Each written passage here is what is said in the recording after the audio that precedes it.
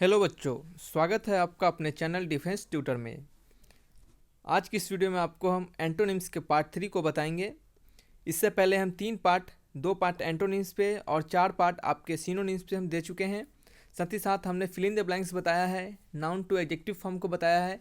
ये सभी आपके जो भी आपके एग्जाम में आते हैं, कुछ कुछ 1-2 नंबर के जो क्वेश्चंस होते हैं, उनके लिए हमने आपके लिए प्रिपरेशन स्टार्ट किया है। वो एक एक नंबर 2-2 नंबर आपको बहुत ही एक अच्छे से रैंक की ओर ले जाते हैं, या फिर कहीं एक आपको अच्छे से नंबर प्रोवाइड करवाते हैं। वो आपको फाइनल मेरिट लिस्ट में काम आता है। एग्ज़ाम पास करना ही नहीं होता है बच्चे, एग्ज़ाम के पास करने के साथ साथ नॉलेज और आपको उस सब्जेक्ट का नॉलेज होना चाहिए और उसमें आपको अच्छे नंबर आने चाहिए, ताकि आपको एग्ज़ाम में आपको वहाँ पे जॉब लग सके। एग्ज़ाम सिर्फ पास नहीं होना होता है, आपको जॉब लेना होता है। ठीक है, तो चलिए बच्चे अपने वीडियो की ओर बढ़ते हैं।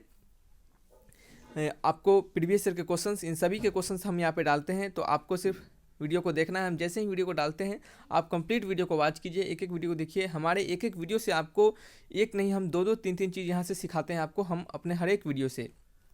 चलिए बच्चे वीडियो को अपने स्टार्ट करते हैं। यहाँ पे आपको हम एंटोनिम्स बताएंगे, एंटोनिम्स के साथ साथ उस एंटोनिम्स के हिंदी मीनिंग भी बताएंगे, ताकि आपको याद करने में सहूलियत होगा।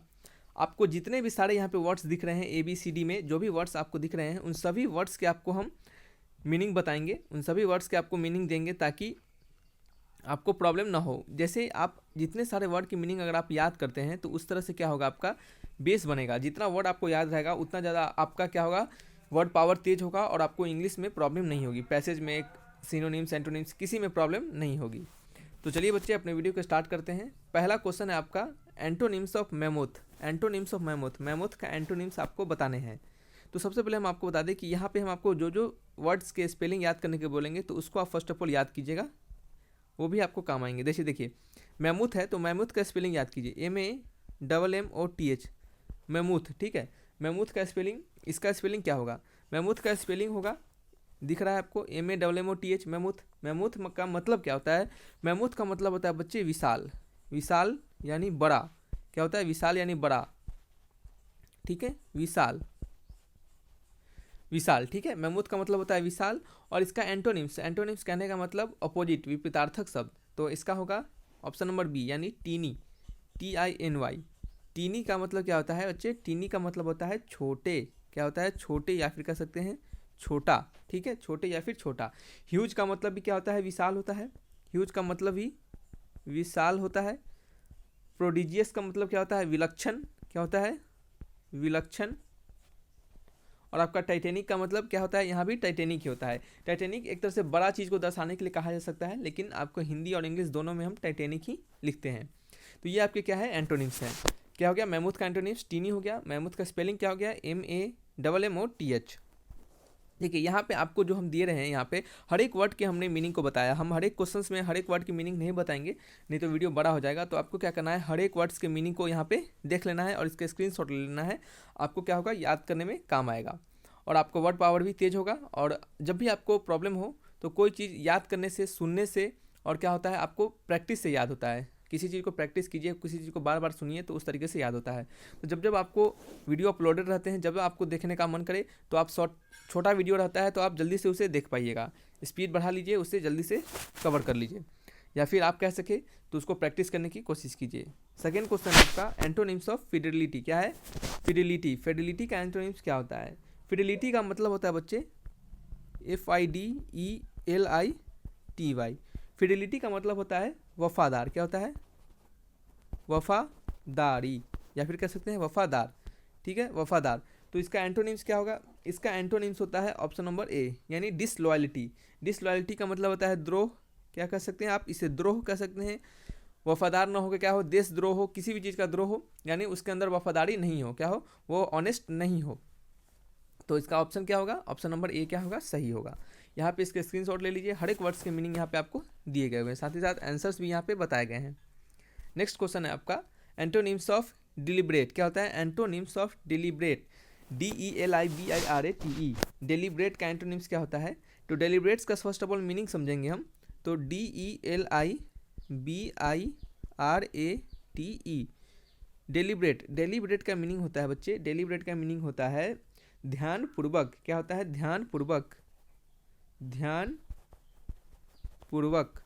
डेलिब्रेट का मीनिंग होता है ध्यानपूर्वक, और इसका एंटोनिम्स क्या होगा, जो ध्यानपूर्वक ना हो यानी बेखबर हो, क्या हो, अनिश्चित हो, यानी ऑप्शन नंबर सी यानी अनविटिंग, UNWITTING। देखिए अनविटिंग, अनविटिंग का स्पेलिंग आप याद कर ले तो UNWITTING, डबल टी होता है इसमें, तो अनविटिंग, अनविटिंग का मतलब क्या होता है, अनविटिंग का मतलब होता है बेखबर, क्या होता है बेखबर, या फिर आप कह सकते हैं जिससे अनिश्चित, जो निश्चित ना हो, ठीक है, यानी जो ध्यानपूर्वक ना हो, अध्यानपूर्वक हो, जिससे ध्यान से नहीं किया गया हो, बेखबर हो, ठीक है। तो ये क्या है आपका, यहाँ पे आप इसका स्क्रीनशॉट ले ले, आपको सभी वर्ड्स के मीनिंग भी दिए गए हैं। प्रूडेंट का विवेक होता है, प्रीपेंस का क्या होता है पहले से सोचा हुआ हो, प्रोविडेंट का क्या होता है चौकस, जो चौकन्ना हो।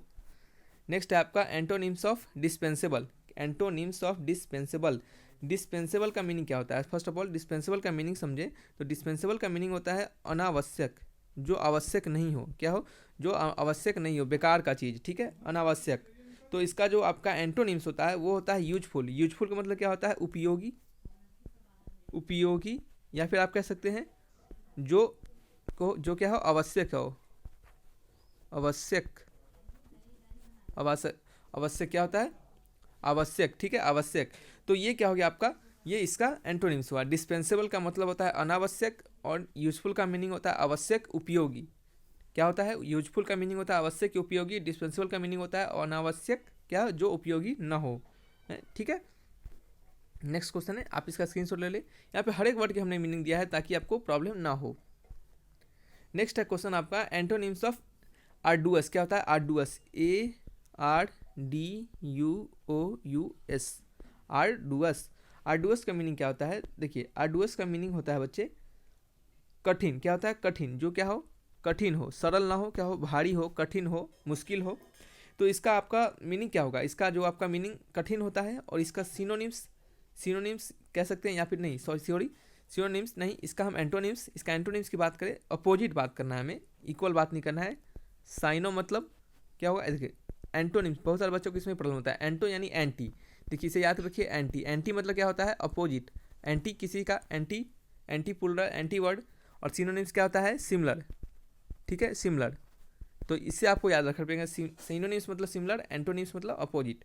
तो आर्डुअस का कठिन, और आप जा इसका जो सिनोनिम्स होगा वो क्या होगा बच्चे फेसाइल, क्या होता है फेसाइल, FACILE, फेसाइल, फेसाइल का मीनिंग होता है, बताइए फेसाइल का मीनिंग होता है आसान, आसान, कठिन का अपोजिट क्या होगा आसानी होगा ना। देखिए हिंदी में जो सिनोनिम्स होता है वो क्या होता है और एंटोनिम्स होता है वो थोड़ा सा आसान पड़ जाता है, बच्चे थोड़ा पढ़ के समझ पाते हैं, लेकिन यहाँ पे क्या है इंग्लिश में थोड़ा सा वर्ड अलग अलग होने के कारण बच्चे को प्रॉब्लम होता है। तो उसका भी एक ही समाधान है, आप उसके हिंदी मीनिंग भी याद रखिए, रटिएगा आर्डुअस का फेसाइल, आर्डुअस का फेसाइल करते रह जाइएगा, कुछ नहीं होगा, आपको रटना नहीं होता है, हिंदी मीनिंग याद रखना होता है, हिंदी मीनिंग याद रखिएगा तो आपको क्या होगा ये ज़्यादा ही आपको अच्छा होगा, ज़्यादा काम करेगा आपको एग्जामिनेशन में। तो आर्डुअस का मतलब कठिन होता है, और फेसाइल का मतलब क्या होता है आसान, या फिर कह सकते हैं आप सुगम, ठीक है सुगम। तो ये आपके यहाँ पे दिए गए हुए हैं, इसे आप याद कर लीजिए, सॉरी इसे आप स्क्रीनशॉट ले ले। ये कुछ 5 क्वेश्चन है सिनोनिम्स के, आपको और भी टाइम टू टाइम क्वेश्चंस दिए जाएंगे। तो वीडियो को यहीं तक रखते हैं, अगर आपको वीडियो अच्छा लगा होगा, वीडियो से कुछ भी सीखे होंगे तो वीडियो को लाइक कीजिएगा, चैनल को जरूर सब्सक्राइब कीजिएगा। फिर मिलेंगे वीडियो के साथ, thanks for watching my video, तब तक के लिए बाय बाय।